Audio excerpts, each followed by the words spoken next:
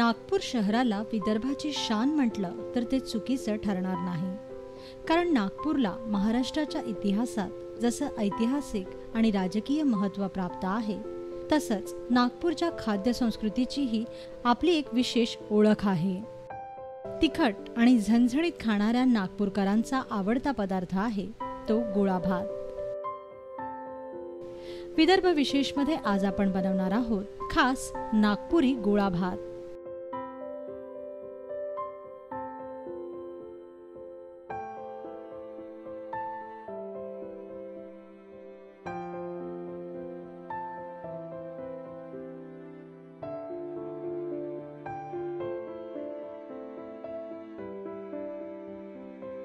गोळा भातासाठी आपल्याला लागेल 1 कप बासमती तांदूळ,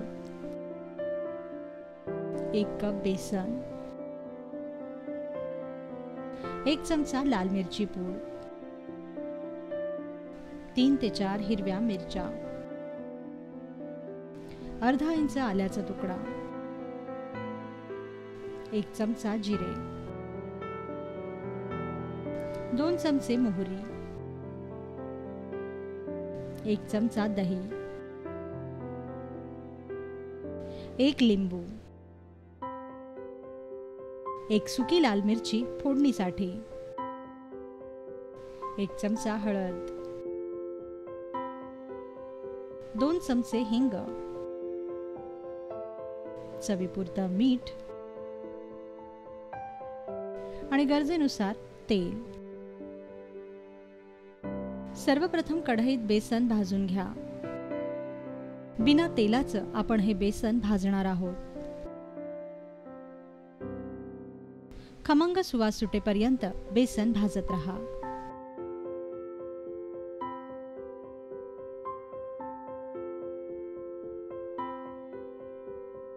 भाजलेलं हे बेसन मग एका भांड्यात काढून घ्या.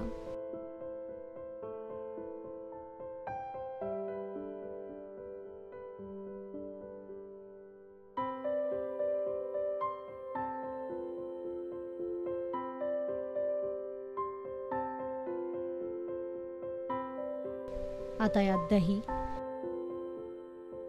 आलं, मिरची व जिऱ्याची वाटलेली भरड, हळद, लाल मिरची पूड, चवीपुरतं मीठ आणि कच्च्या तेलाचं मोहन घाला.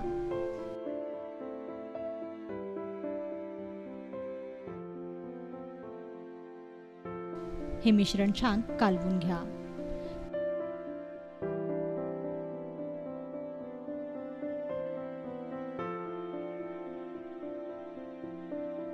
थोडंसं पाणी घालून याची घट्टसर कणिक मळून घ्या.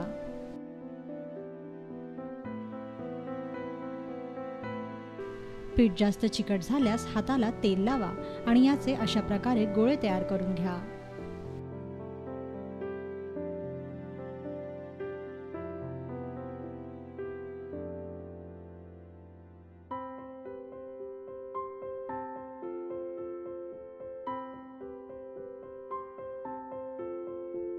यानंतर कढईत तेल तापवायला ठेवा.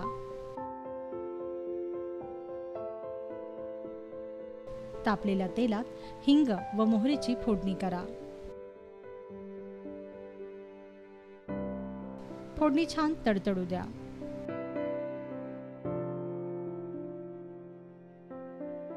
मग यात हळद घाला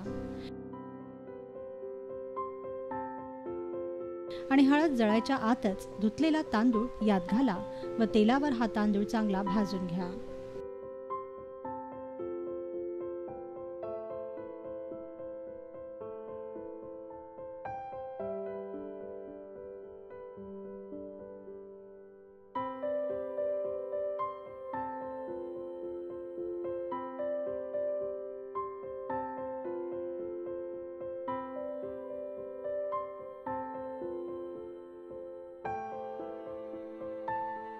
दोन मिनिटांनंतर यात लिंबाचा रस घाला आणि मंद आचेवर हे तांदूळ भाजत राहा.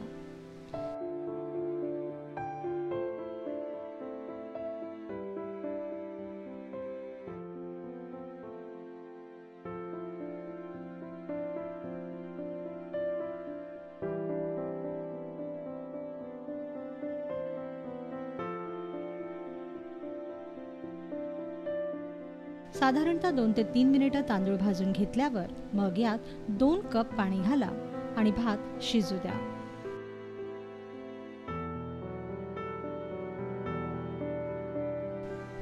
भात अर्धा कच्चा शिजल्यानंतर मोठ्या विस्तवावर आपण तयार केलेले गोळे या भातात अलगद सोडा.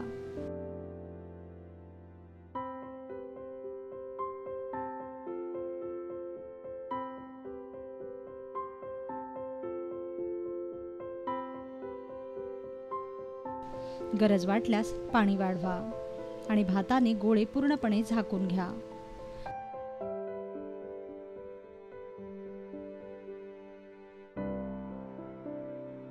दहा मिनिटांसाठी हा गोळे भात शिजू द्या.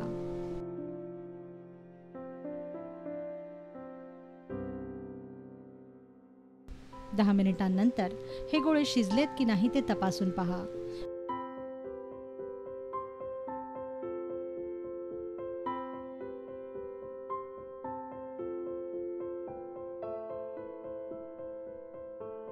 व आणखीन 5 मिनिटं हे गोळे शिजू द्या.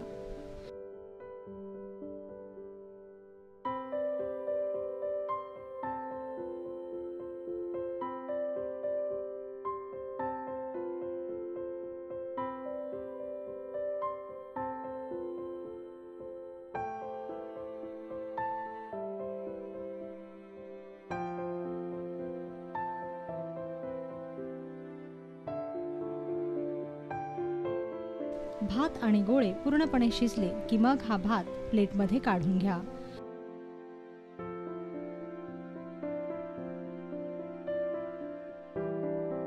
व यावर गोळे कुस्करून घाला.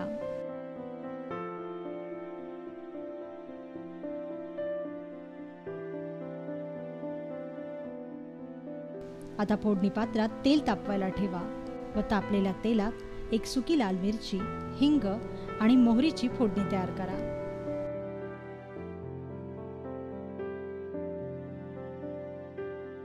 ही फोडणी छान तडतडू द्या. आता तयार फोडणी गोळा भातावर अशा प्रकारे पसरवा व या फोडणीच्या तडतडण्याचा छान आवाज येऊ द्या.